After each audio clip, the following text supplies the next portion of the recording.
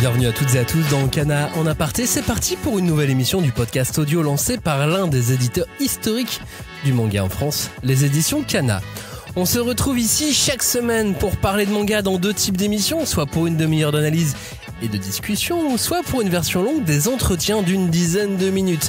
C'est en alternance, un coup l'un et un coup l'autre. Pensez surtout à activer les notifications et à mettre une petite note, un commentaire ou à partager le programme autour de vous. Aujourd'hui, nous allons parler d'une série culte et d'un dessinateur qui l'est tout autant puisque l'on parle de Takeshi Obata, le dessinateur de Death Note. Takeshi Obata, auteur aux séries improbables, qui aime cultiver son mystère et qui a un dessin au service de la narration. Attends, je suis en train d'écrire un truc. Les blagues de NTO.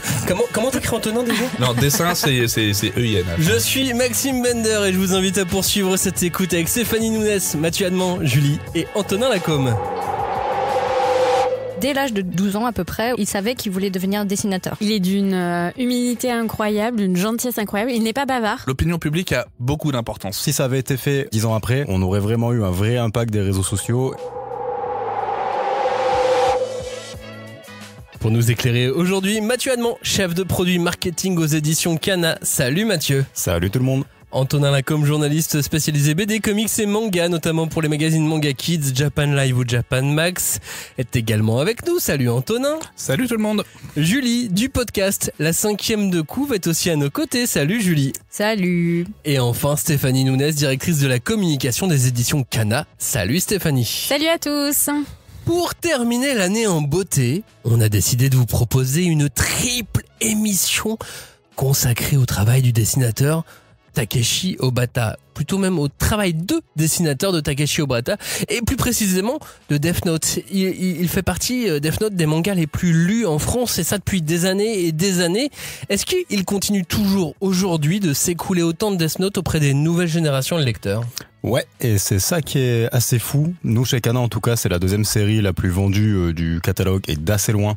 Alors évidemment, très loin derrière Naruto, mais très loin devant les autres, alors que la série ne fait que 12 tomes, plus 13 le Character Guide et le 14e qui est sorti il y a pas si longtemps que ça. Et en fait, on avait un phénomène qui était assez particulier, c'est que chaque année, les ventes de Death Note ne bougeaient pas. Et alors avant même l'explosion, tu vois, de 2021 et du marché du manga, en fait, de 2015, on va dire, à maintenant, chaque année, on vendait le même nombre de Death Note et ça ne bougeait pas, c'était vraiment la valeur sûre. Donc aujourd'hui, Death Note, c'est toujours un des gros piliers, en fait, de notre catalogue. Alors là, maintenant, on a d'autres séries qui sont passées devant sur les ventes annuelles, mais Death Note est toujours là et se porte très très bien. Il faudrait un nouveau film Netflix. Je suis pas sûr. J'allais dire. Je suis pas. 2017, je Netflix. prends bien un tome 15 avec un nouveau chapitre, pourquoi pas. Les films Netflix, les films live. Moi j'ai bien aimé, hein. Ah oui, ça commence mal déjà. Ça. Oui, mais quand on aime Destination Finale, on aime le dernier film Netflix. Faut être ouvert. Après, ce qui est bien, c'est que tu peux lire le manga et regarder le film et te dire que ce sont deux choses totalement différentes. Il y a des Il y a thématiques une idée de base. Oui, voilà, une toute petite base. pomme. On peut te sentir insulté par contre aussi quand même. Est-ce que... Allez, on essaye un jeu. Julie, Stéphanie, on commence par l'une de vous deux. Est-ce qu'on essaye de tous résumer Death Note très rapidement ? Ok, d'accord. C'est un journal intime, mais on dit tout ce qu'on veut dedans et on se lâche. Mais attends, mais on avait dit Julie Ouais, ou moi. c'est mon deuxième prénom. Il a grillé la place. Je te jure, c'est exactement ce que je voulais dire, mais je peux plus rien dire. Écoute, c'est l'histoire Death Note, c'est d'un jeune psychopathe qui réussit sa carrière grâce à un cahier magnifique et Un petit parti pris non direct. Déjà. Mathieu, Stéphanie, comment vous résumez ? Alors, je vais essayer de résumer aussi bien que Scarecrow.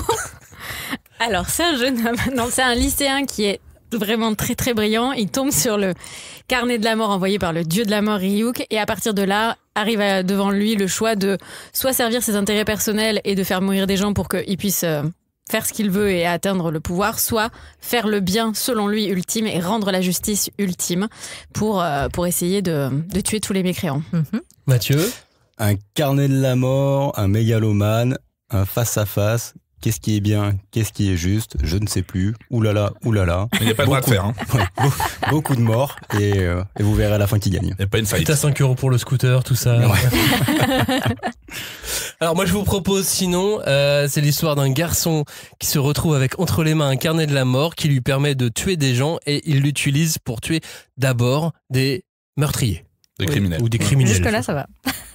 C'est un très bon début. Ouais, Voilà. Le point de départ, on est raccord. Ouais. C'est le début. À Et peu les 4 près. premières pages, là, on est bon. Des meurtriers même. Des Des meurtriers. meurtriers, ouais, exactement. Est-ce qu'on peut s'arrêter un instant pour mesurer la carrière d'Obata? C'est quoi ces œuvres? Parce que bon, on est face à même pas un grand monsieur, on est face à un géant.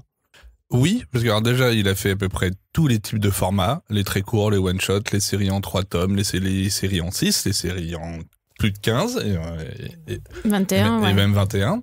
Donc en fait, on va s'arrêter un peu au principal. Ikari no Go, qui est un petit peu, qui est un manga sur le Go, aussi surprenant que ça soit.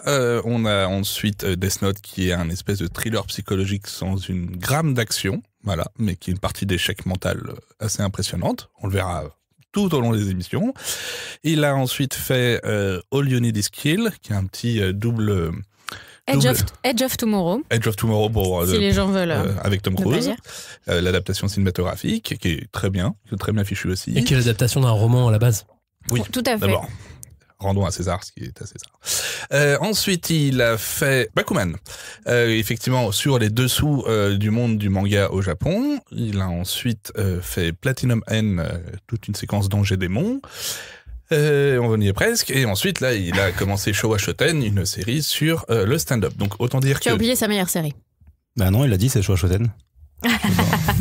Blood Dragon Run. Ah oui, et Judgment School aussi. Et, Judgment School. En fait, voilà, c'est des thématiques complètement différentes. Et mais vraiment, il a réussi à avoir plusieurs succès, ce qui est très rare dans l'univers du manga. Et moi, j'ai une question quand même là pour l'équipe de Kana. Comment vous appréhendez quand vous recevez un nouveau titre d'Obata, tellement il fait des trucs différents à chaque fois? Bah justement. Non, Et là, on se regarde. Non, mais ouais. c'est une très très bonne question parce que Showa Shoten, C'était une vraie. OVNI. Ouais. OVNI. En fait, on était vraiment pris entre deux trucs. C'est ok, c'est un nouveau titre de Bata. Nous, historiquement, il est quand même, c'est un auteur qu'on a beaucoup dans notre catalogue, donc il faut qu'on l'ait. Et de l'autre, on est quand même conscient que le sujet était pas évident. Que ok, Bakuman, la recette Bakuman avait marché, mais grandement parce que Pas c'était évident au départ. Hein. c'était pas évident, mais c'est sur le manga. Oui. Donc déjà, tu vois, t'as un lien plus simple pour vendre le truc. Et t'as un vrai intérêt du public justement à découvrir les C'est coulisses ça. aussi. Là, Showa Shoten, on parle du Manzai qui est inconnu en France, donc il y avait, t'avais vraiment cette interrogation chez nous de est-ce que ça va marcher, est-ce que le seul nom de Obata suffira à faire vendre la série. Donc écoute, Décorrélé de Death Note. Parce que Exactement, nous n'avions oui. vraiment pas Oui, le parce que droit c'est pas de. Oda, c'est pas Oba sur Showa Shoten, donc là on est D'accord. pas, c'est plus Oui, du tout le même. le scénariste est différent, C'est ça, et donc c'est il plus ne le faut même pas duo. mélanger Exactement. les torchons et les Exactement. serviettes. Voilà, Pardon. donc forcément ça devient plus compliqué quand tu peux pas dire regardez, c'est le dessinateur de la grosse série qui a vendu des millions d'exemplaires. mais du coup, nous on a été en mode là on la joue édito, on la joue auteur maison, il faut qu'on y aille à fond parce qu'il faut qu'on garde en fait Obata au catalogue Kana. Et concrètement derrière, ça c'est Showa Shoten ne fait pas du tout les ventes de Death Note parce que le sujet est beaucoup plus compliqué. Mais ça Alors. nous a permis de faire venir l'auteur, mais on en parlera un peu plus tard, je crois. Exactement. J'ai lu le runner pour une fois. Après, effectivement, la particularité, c'est que il est assez mystérieux. Il adore un peu tromper son monde au Bata quand il choisit. C'est parce que il y a un moment, avec ce niveau-là de notoriété, tu choisis tes scénarios. Voilà. Il prend vraiment à chaque fois des choses très très différentes. Il a déjà un dessin un peu particulier. C'est-à-dire qu'il a un dessin qui est très pur, très aseptisé même, très perfectionniste, un petit peu maladif. Il y a pas de trait de travers, rien du tout et autres. Ah bah Et- c'est beau, hein. Enfin, C'est très beau. C'est propre très... en fait. Ah ouais, Voilà. C'est vrai que c'est très propre. il n'y a pas de. Et c'est vraiment nature. un perfectionniste limite obsessionnel. Ses illustrations, elles sont vraiment léchées comme c'est pas permis. Et on a l'impression que c'est un style un peu uniforme. Et pas du tout. C'est ça la définition de la touche Obata, c'est un style faussement uniforme? Un peu Complètement. aseptisé, toi, pour toi. Non, faussement uniforme. C'est-à-dire que il maîtrise à la perfection son dessin. Typiquement, dans Ikari no Go, il commence avec un style un petit peu shonen. C'est son fameux manga sur le Go, dans le genre truc pas facile à vendre, c'est pas mal aussi. Hein. Et d'un coup, au fur et à mesure que, puisque le personnage d'Hikaru va grandir et va devenir adulte à travers sa pratique du Go, le trait va devenir de plus en plus réaliste au fur et à mesure qu'il rentre dans l'âge adulte et qu'entre guillemets, son enfance un petit peu s'éloigne et lui prend ses marques. Donc ça, c'est assez intéressant. Il a eu cette démarche-là aussi un petit peu pour Bakuman, où au départ, il a ces personnages qui sont dessinés dans un style assez shonen et justement assez souple et autres, mais avec des décors très réalistes pour vraiment montrer la réalité du monde du manga. Et ça aussi, C'est vraiment sa subtilité de dessin qui lui permet de juger là-dessus. Là où dans Showa Shoten, il est beaucoup plus souple et il montre un petit peu l'univers du manzai, qui est un dialogue de 2 comiques qui s'envoient des vannes les uns contre les autres. Qui sont presque des acteurs, donc c'est aussi plus simple pour faire des poses un peu farfelues, des visages farfelus. C'est ça, ça aussi. Donc il faut c'est que un ça milieu soit... un peu plus fun que ces autres mangas d'ailleurs. Que Death Note aussi. Oui, Voilà. heureusement. Et Death Note là aussi, où c'est encore un univers un peu particulier. Oui, en fait, on sait que très peu de choses effectivement sur cet auteur, mais il est avéré que dès l'âge de 12 ans à peu près, au collège, il savait qu'il voulait devenir dessinateur et professionnel. Donc il s'était, Formaté. Il s'était entraîné et sa méthode d'entraînement, c'était de demander à tous ses camarades de classe et à son entourage des dessins, des commandes. Et il leur demandait des fois de préciser leurs demandes. Ça pouvait être le décor de tel film qu'ils avaient vu, tel acteur, telle situation ou ma grand-mère. Enfin, et des fois, il poussait jusqu'à dire oui, mais en noir et blanc, en couleur, en pointillisme. Enfin, et vraiment, il a poussé comme ça et c'est ce qui a fait qu'il a pu commencer sa carrière dès 17-18 ans, quoi. Il se faisait payer à l'époque ou pas Non, mais moi, je pense que plutôt les gars, ils sont millionnaires, ils ont revendu en disant c'est les premières œuvres d'Obata. On peut lui envoyer l'URSSAF peut-être au Obata. J'étais à l'école avec Obata. Moi, Il s'est surtout essayé à plein de styles différents, en fait. Oui. Et c'est là, en fait, il a vraiment, entre guillemets, une souplesse d'adaptation. Faut fouiller un petit peu. C'est-à-dire qu'au départ, ça a l'air, puisqu'il a toujours ce côté très net à chaque fois partout. Mais le plus marquant, c'est dans Death Note, où effectivement, là, c'est encore plus, il sature les blancs. Hein. Voilà, il y a très peu de trame.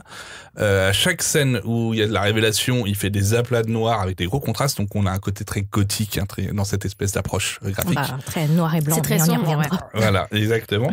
C'est le nom de l'artbook, d'ailleurs, noir et blanc. L'artbook de Obata qu'on avait chez Kana, je sais plus s'il est toujours dispo ou pas, mais qui reprend les œuvres. Donc, il y a écrit logo, Death Note et tout. C'est noir et blanc, le nom. Oui, parce que on sent que là, il arrive à faire passer énormément de choses et beaucoup d'intensité. C'est quelqu'un quand même qui a formé quelques très grands dessinateurs. Ouais. On a quand même Nobuhiro Watsuki, l'auteur de Kenshin, et Yusuke Murata, Echille 21 et One Punch Man. Voilà, c'est quand même des gens qui ont des traits assez particuliers et un peu des virtuoses. Donc quelque part, c'est pas pour... Enfin, les chiens font pas des chats, quoi. Voilà, on sent qu'effectivement, il attire du monde. C'est quelque chose que tu appelles, Antonin, un maître de l'action immobile. Parce que Hikaru no Go, on déplace des pions. Voilà. Parce que Death Note, on écrit dans un cahier. Parce que Bakuman, on dessine un manga. Il n'y a pas d'action. On est assis sur une chaise. Voilà. Le manzai, c'est quand même deux artistes assez statiques sur scène. Oui. Ils font pas des cabrioles. Et ça, c'est vraiment ce qui pourrait lier un petit peu tous les travaux d'Obata. Il a vraiment au départ des métiers, des actions, des passions. Ces personnages, ils sont statiques. Voilà. Et c'est pas des personnages qui incarnent une action. Et pareil, dans le Go, on peut imaginer une partie de Go dessinée par Murata. On le voit des perspectives déformées, on est au niveau du Goban, et puis là, d'un coup, il se passe des trucs de fou. Non, c'est que des vues de dessus, que avec des flèches et des choses comme ça. C'est pas Yu-Gi-Oh, c'est clair. Non, mais... Et même dans School Judgment, c'est quand même un avocat à l'école, enfin à l'école primaire. Voilà. Là, on est sur du niveau de objection. Complètement. Phoenix Wright. Voilà. Mais, voilà. Et sa grande force, ça, on va le décrypter un petit peu avec notre invité en aparté juste après, c'est qu'il a cette capacité à rendre des scènes de dialogue comme des scènes d'action. Voilà. Il arrive à créer cette densité-là. Alors bien sûr, il y a le travail de son scénariste avec le découpage et les textes, mais c'est quand même c'est des mangas qui sont assez verbeux. Hikaru no Go, ça explique quand même les règles du Go, et plus on avance, plus les stratégies elles sont complexes, et je vous assure qu'à la fin, vous comprenez plus rien aux parties, mais vous sentez qu'il y a une tension et vous êtes complètement dedans. Voilà. Oui, en fait, c'est un dessinateur qui doit, trouver des interstices dans les cases, parce que les scénaristes qu'il choisit, apparemment, sont toujours très bavards, ou en tout cas les actions, les personnages ont énormément de choses à penser, plus que à montrer, et c'est fou. Moi, je trouve que la proportion de l'essai au dessin parfois est un petit peu congrue, et il doit faire passer énormément d'informations dans un périmètre qui est finalement très réduit. Exactement. C'est un vrai stratège. C'est que des stratégies. C'est-à-dire que autant la sienne pour arriver à exprimer ça, que tous ces personnages vont développer des véritables stratégies pour arriver à leur fin. Typiquement, dans Bakuman, les deux gamins se disent bon, qu'est-ce qui pourrait marcher, qu'est-ce que je pourrais tester, voilà, ils vont chercher des nouvelles choses. Dans Death Note, c'est un peu ça aussi, c'est comment Light se dire bon, il faut pas que je me fasse gueuler, donc comment est-ce que je vais faire un espèce de billard à 3 bandes pour dire je vais faire ça, je vais anticiper 4 coups de l'adversaire et compagnie. Et c'est la révélation en fait, c'est ça qui est intéressant, c'est-à-dire que on le voit pas Light faire ces trucs, puis d'un coup, hop là, c'est comme un jeu de domino, ça descend, ah merde, j'ai fait ça et tout, voilà, ça. On se fait avoir et c'est le suspense, c'est assez chouette et c'est voilà tout l'art de la stratégie et de la révélation. Ça là-dessus, Obata, il sait quand même bien. Mais c'est marrant parce qu'il y a 2 ou 3 semaines, on faisait une émission consacrée à Taiyo Matsumoto, qui lui aussi est capable de mettre en scène des actions de rien avec un talent complètement formidable. Et parfois sans bulle. Des fois, il y a du silence. Enfin, tu vois, l'esthétique fait parler, tandis que... Mais c'est 2 esthétiques très différentes, je trouve, l'un comme l'autre, qui pourraient même se compléter dans un tableau, tu vois, parfait de l'histoire du manga. Tu dis, bah voilà, les deux se complètent très bien, je trouve. Mais après, dans Death Note, tu vois, la stratégie, entre guillemets, Obata, elle a vite été décelée, même des fois parodiée. C'est vraiment ce focus sur le visage du personnage avec l'aplat noir derrière et le texte pour te montrer, là, il est en réflexion, il prépare son plan. Et c'est vrai que c'est beaucoup d'échanges entre, au début, elle et Light sur cette méthodologie-là. Et moi, je trouve que la vraie difficulté, c'est pas tant que le texte, il y en ait beaucoup, forcément, ça y participe, mais c'est qu'en plus, il est vraiment extrêmement complexe. Oui. Quand je compare... il faut suivre. C'est ça, c'est-à-dire que tu dois vraiment avoir une concentration quand tu lis Death Note. Je mets à peu près autant de temps pour lire un Conan. Alors, et Conan, on est aussi sur des trucs qui sont plus ou moins loufoques à chaque fois. Ouais. Par contre, ça m'a beaucoup moins pris d'énergie de lire du détective Conan que de lire des tomes de Death Note où vraiment, il faut réussir à suivre parce que justement, en fait, tu dois pas perdre une miette de ce que tu dois comprendre parce que si tu comprends pas, tu passes à côté de l'histoire. Tu dois être concentré parce que sinon tu comprends pas le plot, le twist qui va arriver. Et si tu comprends pas l'histoire, va pas y avoir la patate d'un mec qui va arriver pour te dire ah ouais, c'est pas grave, c'est quand même bien. Non, là, il faut comprendre ce qui se passe sinon. Et les règles du Death Note, on les découvre comme Light au fur et à mesure du récit. Et en fait, il faut retenir les précédentes et en même temps, Light va essayer de comprendre le périmètre dans lequel il peut intervenir. Donc, il va tester des choses en même temps, toujours dans cette stratégie de se dire bon. Il y a un cadre, mais est-ce qu'on peut sortir un peu du cadre et qu'est-ce qui se passe? Et le cadre n'est pas trop défini parce que Ryuk, il joue avec. Bah voilà. Et puis bon. Il connaît rien sur tout le bougre. Non, c'est ça, lui, il est là pour s'amuser en fait. En fait, il connaît, mais il n'a pas forcément envie d'en parler. C'est bien si on dévoile les règles au fur et à mesure. Contrairement au Go où on connaît les règles d'emblée, enfin, sauf le personnage principal qui connaît pas les règles d'emblée. Mais... Non, mais c'est ça. Et effectivement, il y a des moments, il alimente aussi par une quête intérieure de chaque personnage. Voilà, et typiquement dans Ika Onogo, c'est assez passionnant. C'est un gamin qui trouve un Goban dans son garage. Il s'avère qu'il y a un fantôme qui est un grand maître de l'Erian et autres, qui dit vas-y, joue avec moi. Ça fait des siècles que j'ai pas joué au Go et tout. Le gamin il dit c'est le truc que je joue avec mon grand-père, ça me saule. Voilà, il va apprendre à jouer avec ça il va l'amener. Allez viens, on va faire des compétitions, des trucs comme ça. Donc bon, Hikaru au départ, il dit c'est un peu la marionnette de Sai quoi. Voilà.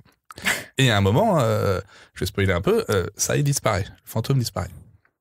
Et Hikaru se retrouve seul, avec le choix de est-ce que je fais cette espèce de pseudo-passion, mon métier ou ma vie. Et sa relation avec le fantôme de ça, il l'a tellement marqué qu'il va se plonger dans le Go pour pouvoir retrouver le plaisir de jouer avec Sai face à ses adversaires. Donc il va rechercher la liaison avec son fantôme à travers les parties de Go. Alors que Light avec Ryuk, c'est pas la même relation. Il y a une pomme au milieu. Il y a une pomme au milieu. Il en achète beaucoup. Mais il n'y a pas la même relation d'amour. Non, bah on sent que Light il se retrouve avec son cahier. Light, il se sert c'est quoi les règles? Comment je vais jouer? Je suis pas sûr que ce soit tant. Mais c'est marrant de les mettre en opposition l'un comme l'autre. C'est ça. Mais voilà, après il a pas fait exactement la même chose d'une série à l'autre, mais c'est ça qui est assez. C'est pas les mêmes scénaristes, mais oui, carrément. Voilà, c'est rigolo. Exactement. De voir un petit peu comment il crée un espèce de carburant en plus de la stratégie, de l'affrontement et de la rivalité pour arriver un petit peu à donner un peu plus de corps à ses personnages. Avant de revenir et de continuer sur la stratégie au bata, je vous propose maintenant d'aller en aparté avec Clotilde Bruno, autrice de bande dessinée, notamment sur Perceval avec Chevalier, Gambette au dessin, scénariste sur Les Cassos ou Last Man, spécialiste en narration afin justement de voir comment une scénariste analyse le travail d'un dessinateur tel que Takeshi Obata.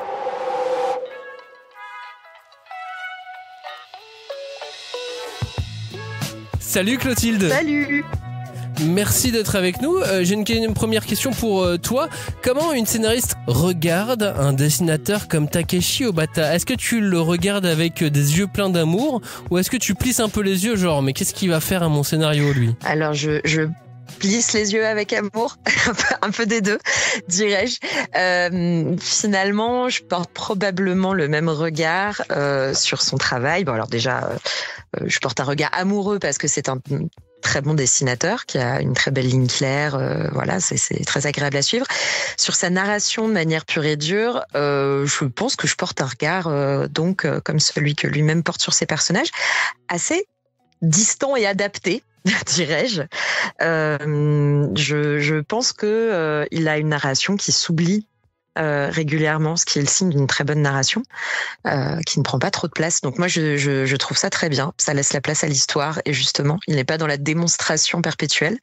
Donc moi, je porte un regard plutôt, en tout cas, positif et agréable sur sa narration. Il a quand même abordé des thèmes complètement différents et assez diamétralement opposés. Comment est-ce que ces scènes d'ouverture ou comment est-ce que lui, il arrive à poser ces différents univers avec à chaque fois un dessin qui change légèrement et une narration qui s'adapte?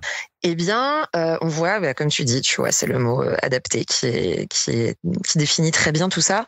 On voit que selon les changements de genre et les changements de scène, il va modifier un petit peu sa narration. Si on prend l'exemple de Death Note, il y a beaucoup, évidemment, de chant contre chant, mais il y a une narration qui est très serrée. Il y a beaucoup plus de gros plans, c'est plus haché, plus nerveux, et surtout, il y a beaucoup de contre-plongées. D'ailleurs, c'est assez amusant de voir qu'il y a pas mal de contre-plongées sur Ryuk, ce qui n'arrive plus du tout après, pendant le bouquin. C'est vraiment, ils sont sur le même axe l'un et l'autre. Donc on voit que la scène d'intro des deux personnages, il y a quelque chose de posé sur qui sont ces deux personnages et quelles sont leurs relations, qui va se modifier par la suite. Mais quand on regarde Bakuman, c'est assez drôle, Bakuman, c'est extrêmement classique. Il y a quelque chose qui s'adapte en fait en fonction du genre et même du thème, et voire même des personnages d'ailleurs. Si on arrive après sur Showa, c'est marrant, c'est un peu un mix des deux. Alors, on n'est pas du tout aussi loin que Death Note sur de la narration beaucoup plus nerveuse, beaucoup plus forte. Mais par contre, il y a une scène d'intro avec un personnage qui, on le sent, est un peu différent, qui observe l'autre. Donc, c'est quasiment traité comme une scène d'amour.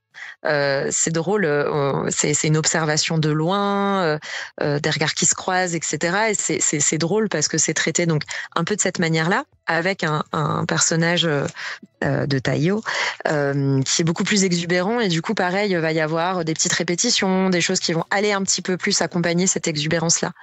Donc finalement, ce qui est visible dans sa narration, c'est qu'elle change en fait selon les genres, selon les personnages, et voilà, selon le bouquin, ce qui est assez déjà intelligent, assez fort, parce que c'est pas facile du tout de changer sa narration en fait. On a tous des tocs, des manières de raconter qu'on aime bien, qu'on affectionne, dans lesquelles on va se réfugier. Et lui, il est vraiment capable de se sortir de ça pour aller varier et vraiment être au plus proche finalement de son histoire et du scénario qu'on lui donne. Merci beaucoup Clotilde du temps que tu nous as accordé. On te retrouve avec Perceval aux éditions Nathan qui fait un très beau cadeau de Noël par exemple. Exactement. Merci du temps que tu nous as accordé. Merci. C'est avec plaisir.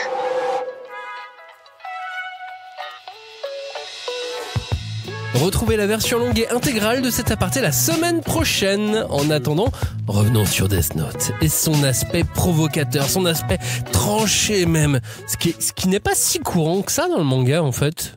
Non, on peut se poser la question effectivement, vrai naïf ou faux provocateur, parce que il joue avec beaucoup de choses, il est très finot, il cultive le mystère comme personne, et on y retrouve quand même le tribunal populaire dans Death Note, et on peut un peu imaginer que Death Note, c'est un espèce de proto-Twitter. Ah, il faut que tu développes là. Proto-Twitter, donc un Twitter imaginaire. Ça n'existe plus Twitter en plus. Hein. Alors, ça s'appelle X, ok. Non, en gros, l'idée, c'est qu'effectivement... Un proto-X. Ça marche plus. C'est pas celui-là. C'est surtout que l'opinion publique a beaucoup d'importance dans Death Note, et effectivement, tant la police et autres se rendent compte que Kira, ce mystérieux tueur qui n'a pas de visage, qui n'a pas de parole non plus, il ne fait que des actes, récupère énormément de validation du public et a une opinion quand même assez favorable autour de lui. Il prend des likes. Voilà, à fond. Et donc, on peut se poser la question, ça serait quoi? Est-ce qu'on pourrait sortir Death Note aujourd'hui, par exemple? Ah bah, non, mais moi j'aime bien cette problématique parce que c'est vrai qu'en le relisant, presque 20 ans après sa création et sa sortie en France, c'est vrai qu'il y avait énormément de choses qui désormais sont passées, pour des choses quotidiennes. En tout cas au niveau numérique, l'affrontement verbal, le tribunal populaire, le fait de chercher le clash en fait, qui est quand même, comme on disait tout à l'heure, un des moteurs de cette série pour faire avancer les intrigues. Mais il y a également l'importance des médias, enfin comment les médias s'emparent ou pas d'une question pour y apporter. Est-ce qu'il faut qu'il reste absolument objectif, subjectif? Enfin, ça pose aussi les bases de comment exprimer sa subjectivité dans un espace qui est totalement ouvert et qui ne semble pas délimité, quoi. En tout cas par des règles. Complètement, sans Exactement. cadre. Chacun n'ayant que les siennes et souhaitant absolument s'exprimer. Et quelque part, c'est ce que fait Light. Il s'exprime dans la société, personne peut l'arrêter. Qu'est-ce qu'il est créatif. Et personne peut l'arrêter. Enfin, sauf elle. Mais voilà, il va essayer. Et effectivement, on a cette espèce de côté où il y a une vraie question de morale dans Death Note. Et effectivement, on se pose tous la question, qu'est-ce que je ferais avec un Death Note si j'en avais un, quoi. Sachant que Death Note arrive à une époque, milieu des années 2000, où on est sur un changement de génération. Mais vas-y Stéphanie. Non mais moi ce que je trouve aussi intéressant, c'est qu'en fait on sort un peu du cadre très manichéen, qui a raison, qui a pas raison, etc. Parce qu'en fait là on parle de notion de justice et cette justice qui mène finalement très vite à prendre le public à partie. Finalement tu mènes à une guerre civile, que tu le veuilles ou non en fait, pour que justement le pouvoir tu le donnes au peuple et c'est le peuple en fait qui va choisir quelle est sa justice. Et on le voit quand même assez vite que Light, quand il prend le carnet, lui, ce qu'il veut, au-delà d'être mégalo et vouloir être Dieu, c'est rétablir la justice sur Terre en se disant il n'y aura plus aucune criminalité, etc. Donc derrière... Sa justice. C'est sa justice. Ah bah ouais, bien sûr. Mais en même temps, la nuance est importante. Ouais, mais tu vois, mais à un moment, dans le manga, ils le disent, ça a marché. La criminalité a baissé de 70%. Alors, où sont les preuves, hein? Enfin, moi, je n'ai pas vu les statistiques. Alors, je n'ai pas vu les stats non plus. Ça vient de lui, donc bon. Et non, mais c'est ça qui est intéressant. Enfin, c'est-à-dire qu'ils partent du principe qu'effectivement, ce genre de comportement pourrait avoir des résultats qui seraient hyper probants sur le comportement voire planétaire, quoi. Mais pour moi effectivement la question de la moralité et comment elle est amenée est parfois un peu déconcertante, exactement. Extrême. C'est là où c'est presque dommage. Je comprends du coup la question d'Antonin, c'est que c'est presque dommage que ça soit arrivé avant l'explosion des réseaux sociaux et que du coup ils aient pas pu exploiter les réseaux sociaux dans Death Note, parce qu'effectivement le seul rapport aux médias acta c'est la télévision, concrètement. Je pense qu'ils l'ont senti en fait, ils ont senti ce... c'est ça, parce que Death Note c'est 2003, Facebook c'est 2004, Twitter ça doit être 2006-2007. Au Japon ils avaient déjà des messageries, hein. Sauf que t'en es pas encore à ce point où aujourd'hui les réseaux sociaux sont aussi le canal d'information et de communication principaux des gens. D'ailleurs dans le tome 14 il en joue, hein. Exactement, voilà. Mais je pense que c'est vraiment, si ça avait été fait, je dis une bêtise, mais 5 ou 10 ans après, ça aurait été beaucoup plus présent, et dans le but ultime de faire changer la société, qui est le but de Light en fait, on aurait vraiment eu un vrai impact des réseaux sociaux, et il y aurait eu pas mal, je pense, de ressorts scénaristiques qui auraient été adaptés autour des réseaux sociaux. Sauf qu'évidemment, le manga est sorti un peu trop tôt pour ça, mais je pense que tu aurais eu une vraie différence entre le Death Note de maintenant et le Death Note qu'on a s'il était sorti plus tard. Bien sûr. Oui. Parce qu'effectivement, mais il y a toute la partie un peu à la fin, quand il fait intervenir ses adorateurs, qui est super intéressante. Enfin, parce que maintenant, nous, on a vu des soulèvements populaires comme ça, qui étaient drivés par des personnalités qui prenaient la parole sur des grands canaux de médias, quoi. Et surtout, par exemple. Via des discours. Oui, via des discours. Très simples. Des idées, un vocabulaire et vraiment des intentions compréhensibles par tous et qui tiennent en 2 phrases. C'est vraiment aussi cette espèce de simplicité et ce côté droit au but. Et les gens se disent... Tu voulais rajouter un truc tout à l'heure, Stéphanie ? Non, en fait, je voulais juste dire qu'effectivement, avec les réseaux sociaux, tout ce qui s'est passé en 13 tomes, finalement, aurait été beaucoup plus rapide, parce que justement, les réseaux sociaux, en fait, la télé a fait que ça a été un média où on te donnait rendez-vous et tout, mais en fait, il aurait pu beaucoup plus amener le peuple avec lui beaucoup plus vite. Oui, quand tu vois comment tu peux être crucifié sur Twitter. En mode 5 minutes, t'as un bad buzz qui te suit pour toute ta vie, là, il y aurait eu que des comptes Kira en 5 minutes. Stéphanie, garde la parole, puisque tu t'es occupée de la venue d'Obata en France. 2 fois. Est-ce qu'il est sympa ? Une fois. Une fois. Il est venu 2 fois en France. Voilà, c'est ça. Mais Stéphanie, tu t'en as occupé une fois. Il est comment ? Il n'a pas de Death Note avec lui. Ah, ça c'est bien. Il est chauve. C'est le premier truc à dire. Alors, soit, et figure-toi que moi je lui avais remis un prix à sa première venue en France, c'était lors des Japan Expo Awards, et il avait déjà la même coupe de cheveux. Mais... quelque chose qui ne change pas, comme ses choix de scénariste en fait. Il surchauffe. Un homme constant. Et non, alors qu'est-ce que je pourrais dire de lui ? Il est d'une humilité incroyable, d'une gentillesse incroyable. Il n'est pas bavard. Donc, comme quoi on confirme que c'est pas lui le scénariste de ses œuvres. Non, mais il aime pas du tout se mettre en avant. Il est passionné de vieilles voitures. Je crois qu'au Japon, il m'a dit qu'il avait une 2 chevaux, qu'il adorait, etc. Il trouvait ça trop bien. Et non, c'est quelqu'un vraiment de très réservé. Et par contre, qui travaille énormément. Il avait 2 jours de off. Avec le scénariste Asakura de Showa Shoten et sa compagne, on est allé au Louvre, etc. Enfin, vraiment, on a fait les trucs touristiques hyper sympas et tout ça. Et donc, lui, il est resté dans l'hôtel. Limite, on lui a réservé une petite chambre, une salle de réunion pour qu'il puisse travailler toute la journée. C'est vraiment un bourreau de travail. C'est assez incroyable. Il a préféré dessiner plutôt que de visiter Paris ? Ouais, complètement. Oui, mais par contre... Ouais, vas-y, pardon. Non, vas-y. Par contre... là où on l'a eu, c'est qu'il a une passion. C'est je crois qu'elle est assez connue, hein, donc c'est pas un truc, c'est le fromage. Et donc, quand on est allé au Mans, on a fait, il y avait le meilleur meuf de France qui était fromage qui était au Mans, donc on lui a fait une soirée du Mans au Mans avec ça. Et donc, il a coupé sa propre tranche de comté dans la tome, tu vois. Dans la meule. Dans la meule, merci.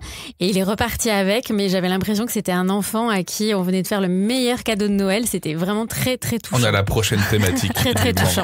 Mais il rêve d'en faire un sur le fromage.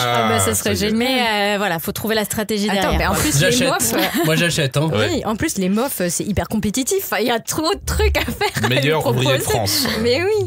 Mais, oui, tout à fait, pardon. Non, moi, je voulais juste ajouter quelque chose, parce que c'est vrai que des peu de choses qu'on sait de lui, c'est qu'il faut qu'il dessine tous les jours. Et contrairement à certains dessinateurs qui rendent leurs planches tout à la fin, juste avant la deadline ou un peu après, ça dépend des gens, lui, il s'est encore une fois donné une discipline qui est de dessiner et de rendre au moins une planche par jour. Enfin, de vraiment faire en sorte que son travail soit fluide. Et sans doute parce qu'il n'a pas besoin quitte à faire des retouches après, hein, je veux dire, mais il faut que ça avance, quoi. Et c'est intéressant de voir qu'il travaille de cette façon. Même en congé. Oh là là. Oh, que ça passe vite. Oh, que ça passe vite, on arrive à la fin de cette c'est le rappel du grand chef. Oui, c'est ça. Tout à fait. Vous avez trop parlé. Death Note, c'est 13 volumes, c'est même 14 volumes avec le tome en plus. C'est plusieurs.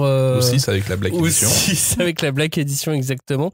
C'est plusieurs éditions, donc, dont une qui est exclusive, cette Black Edition qui a été créée en Europe. Et puis Obata, c'est aussi en ce moment, donc Showa Shoten avec 6 tomes disponibles.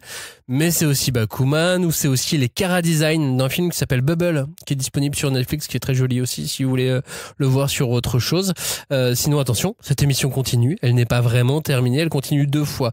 D'abord, la semaine prochaine avec la version longue de la partie en compagnie de Clotilde Bruno. Et puis dans 2 semaines avec une demi-heure de plus d'analyse et de discussion. On va continuer ce qu'on est en train de dire là, mais dans 2 semaines. Voilà, merci pour votre écoute. N'oubliez pas, un petit commentaire, une note ou des petites étoiles, c'est toujours encourageant.